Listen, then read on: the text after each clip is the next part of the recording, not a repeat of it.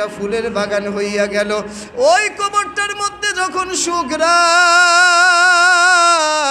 ওই কবরওয়ালার বাড়িতে গিয়া খোঁজ খবর নিল, জিজ্ঞাসা করলো এই বান্দা দুনিয়াতে কি এমন আমল করছে যে আমলের কারণে বান্দার ঘরের কোরআনের বান্দার কবরের মধ্যে এমন সুন্দর সুঘ্রাণ হয়ে গেল।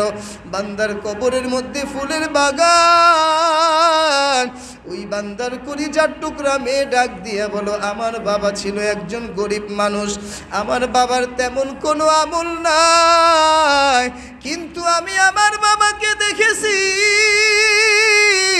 প্রতিদিন ফজরের নামাজের পর আমার বাবা ওই তাকের মধ্যে একটা বই দেখা যায় কাপড় দিয়া পেঁচানো, ওই বইটা হাতের মধ্যে নিয়ে দুই চোখে লাগাইতো আর বুকের মধ্যে লাগাইয়া ওই বইটা খুলতো আর হাত দিয়ে দিয়ে বলতো, হাযা কালামু রব্বি, এটা আমার আল্লাহর কোরআন, এই কোরআন আমি পড়তে পারি না রে মালিক, এইটা তোমার কোরআন, এইটা সত্য আল্লাহ, এই কোরআনের মধ্যে যা তুমি বলছো সব কিছু সত্য রে আল্লাহ। এইভাবে আমার বাবাকে দেখতাম হাত নাড়াইয়া নাড়াইয়া চোখের পানি ছাড়িয়া আমার বাবায় কাঁদতো। আবার রাতের বেলায় যখন ঘুমাইতে যাইতো ওই ঘুমের আগেও নামাজ কালাম পড়িয়া এই বইটা নিয়ে নিয়ে বুকের মধ্যে চুমা খাইতো। আল্লাহর বান্দার যখন এই কথা শুনলো, কাছে গিয়া খুইলা দেখে এটা আমার আল্লাহর কোরআন, বুঝতে আর বাকি রইল না। এই কোরআনের সংস্পর্শে থাকার কারণে, কোরআনকে মহাব্বত করার কারণে আমার আল্লাহ তাআলা ওই বান্দার কবরটাকে জান্নাতের বাগান বানায়া দিছে।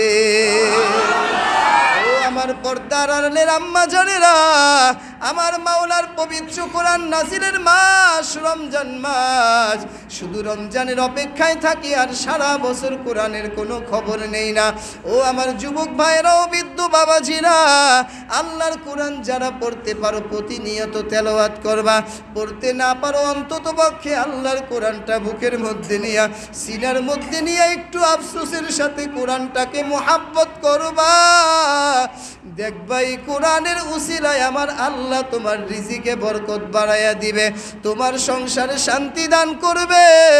এই কোরআনের উসিলায় আমার আল্লাহ তোমার জীবনের মধ্যে বরকতের দুয়ার খুলে দিবে। কিন্তু দুঃখ আর পরিতাপের বিষয়, আজকে আমার যুবক ভাইরা কোরআনের সময়টা না দিয়া ওই সময়টাকে মোবাইলের পিছনে ব্যয় করে, কথা ঠিক কি না?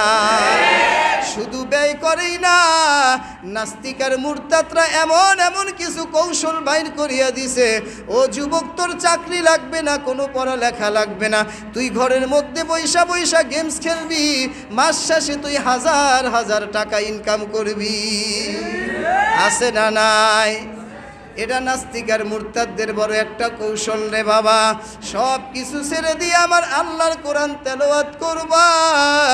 আল্লাহ পাক রব্বুল আলামিন বলেন, ইন্নামাল মুমিনুনা আল্লাযীনা আমানু ইযা যুকিরাল্লাহু ওয়াজিলাত কুলুবুহুম ওয়া ইযা তুলিয়াত আলাইহিম আয়াতুহু যাদাতুহুম ঈমানা। আল্লাহ পাক বলেন, মুমিন বান্দার 3 নাম্বার গুণ, ওই বান্দা পৃথিবীর মধ্যে যা কিছু করবে সব কিছু করার আগে তাকওয়া আর ভরসা করবে কার? আরো জোরে বলেন কার? 1 নাম্বার গুণের নাম কি? শেষ, জিকির। কি? আল্লাহর দেওয়া জবান দিয়া 1 নাম্বার গুণ হইল জিকির করা। কি করা? আবার বলেন, 1 নম্বরে কি? 1 নম্বরে কি? 2 নম্বরে কি? কোরআন তেলাওয়াত করা। 2 নম্বরে কি? 1 নম্বরে মাওলা পাকের জিকির, আর 2 নম্বরে আমার আল্লাহর কোরআন তিলাওয়াত করা। 3 নম্বরে আমরা সব সময় ভরসা করব কার উপরে?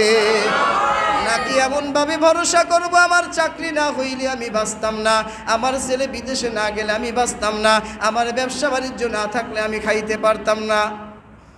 এই ভরসা সব সময় মুমিন ভরসা করবে কার উপরে? আরো জোরে বলেন, কার উপরে? আল্লাহ পাকের উপরে ভরসা। কারণ আমাদের সব কিছুর মালিক কে? আরো জোরে বলেন কে? আমরা বিপদে পড়লে চাইবো কার কাছে? আরো জোরে বলেন কার কাছে? আমার আল্লাহ তাআলার কাছে চাইবো, কারণ আমার আল্লাহই পারে আমার সব প্রয়োজন মিটাইতে। কথা বলেন ঠিক কিনা? কিন্তু আজকে আপনি আর আমি যদি বিপদের মধ্যে পড়িয়া যায়, আল্লাহ যদি আমার ইমানের পরীক্ষার মধ্যে ফালায়, আমি আপনি দৌড় দেই এনজিওর কাছে, দৌড় দেই ব্রাকের কাছে, দৌড় দেই সুদের কাছে। কথা বলেন ঠিক কিনা?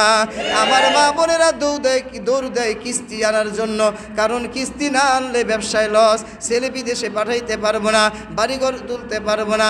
অথচ যেই কাজের শুরু হবে হারাম, ওই কাজের মধ্যে আমার মাওলার কোনো আরাম নাই। কথা বলেন ঠিক কিনা? এই জন্য আমরা সব সময় ভরসা করব কার উপরে? মুমিন বান্দার 3 নাম্বার গুণ, ওই বান্দা সব সময় ভরসা থাকবে একমাত্র আমার আল্লাহ পাকের উপরে। 4 নাম্বার গুণ হইল, ওই বান্দা সব সময় 5 ওয়াক্ত নামাজ আদায় করবে। কার হুকুম 5 ওয়াক্ত নামাজ? আরো জোরে বলেন কার হুকুম? আল্লাহ পাক রব্বুল আলামিন বলেন, ওয়া মা খালাকতুল জিন্না ওয়াল ইনসা ইল্লা লিয়াবুদুন। আমি জিন এবং ইনসানকে সৃষ্টি করি নাই, বানাই নাই, ইল্লা নিশ্চয়ই আমি একমাত্র লিয়াবুদুন, কার ইবাদতের জন্য বানাইছে? আরো জোরে বলেন কার ইবাদত? আরো জোরে বলেন কার ইবাদত? আল্লাহর ইবাদতের জন্য বানাইছে, কিন্তু আমরা আল্লাহর ইবাদত করি? কি বলেন করি? যতটুকু করি ততটুকু আমি আমার সুবিধা মতো করি। মন চাইলে নামাজ পড়ি, না চাইলে পড়ি না, সুযোগ পাইলে পড়ি, না পাইলে পড়ি না। কিন্তু আমার মাওলা তো আপনার আমার রিজিক দেওয়ার বেলায় তো এই রকম সুবিধা নেয় না। কথা বলেন ঠিক কিনা? আল্লাহ যদি এইরকম ভাবে আপনার আমার সুবিধার মতো কাজ করতো, তাহলে সোনার বাংলায় বহু মানুষ না খাইয়া মরতো। কথা বলেন ঠিক কিনা? আল্লাহ বলে, ও বান্দা, আমি মাওলা 2টা জাতি একমাত্র আমার জন্য বানাইছি। এই জমিন আমার না, এই গাছপালা আমার নয়, এই তরুলতা শাকসবজি যত নিয়ামত আছে, এই কোনো কিছু আমি মালিকের প্রয়োজন নাই। একমাত্র আমি আল্লাহ তাআলা তোমাকে আমার জন্য বানাইছি, আর গোটা পৃথিবীর যা আছে সব বান্দা তোমার জন্য বানাইছি। আল্লাহর ইবাদতের জন্য আল্লাহ আমাদেরকে বানাইছে। ওই ইবাদত করা লাগবে কোথায়? কোথায়? আরো জোরে বলেন কোথায়? আল্লাহ পাকের ইবাদত করার জায়গা মসজিদ। যদি আল্লাহর ইবাদত আপনি আমি ঠিক মতো আদায় করি, আমার আল্লাহ পাক রব্বুল আলামিন বলেন, ও বান্দা বান্দির দল, আমি আল্লাহ একমাত্র তোমাদেরকে বানাইছি আমার ইবাদতের জন্য। জানুনি রে বান্দা, আমি আল্লাহ কিন্তু একা। লাম ইয়ালিদ ওয়া লাম ইউলাদ ওয়া লাম ইয়াকুল লাহু কুফুয়ান আহাদ। আমি আল্লাহ তাআলা একক। আমি আল্লাহ কাউকে জন্ম দেই নাই, কাউর থেকে জন্ম নেই নাই। আমি আল্লাহর ছেলে নাই, আমি আল্লাহর মেয়ে নাই, আমি আল্লাহর মা নাই, আমি আল্লাহর বাবা নাই। আমি আল্লাহর সব কিছু। বান্দা তোরা, ও বান্দা, আমি আল্লাহ একমাত্র তোদেরকে বানাইছি আমার ইবাদতের জন্য।